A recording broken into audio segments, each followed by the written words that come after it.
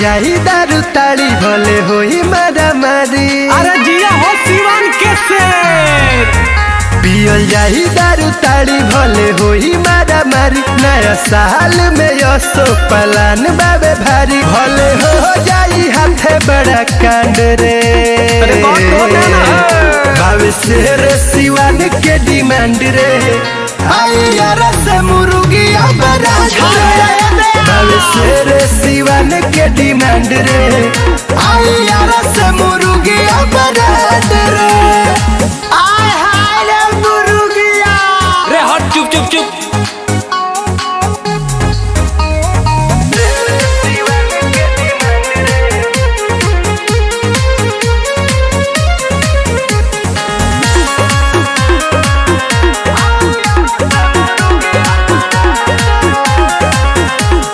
आज कहतानी केहू नहीं अगुताई। धीरे धीरे लहे लहे सब केहू खाई। अरे लिया हमने जल के सीसी। यूपी जाना पड़ेगा बाबू। अरे आज कहतानी केहू नहीं अगुताई। धीरे धीरे लहे लहे सब केहू खाई। आइल बाबे बाहर आज सुना सयार। कोनो कीमत पे नाही ई बदली विचार। चाहे लफड़ा होई चाहे कांड रे।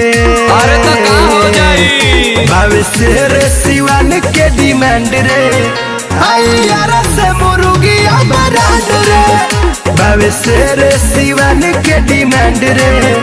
आई यार से मुर्गिया बरात रे। फंस गईली मुर्गी अहिरे बाई।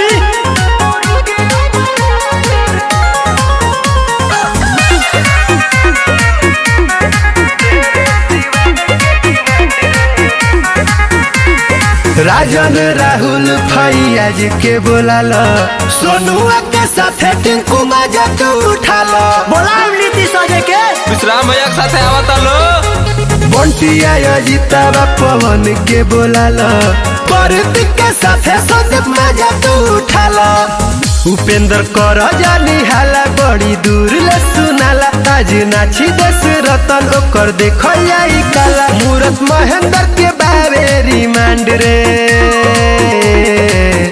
बाबे शेर सिवान के डिमांड रे। आई यार से मुर्गिया बरात रे। बाबे शेर सिवान के डिमांड रे। आई यार से मुर्गिया बरात रे। बड़ी उड़त रही मुर्गी। अब ना उड़बू।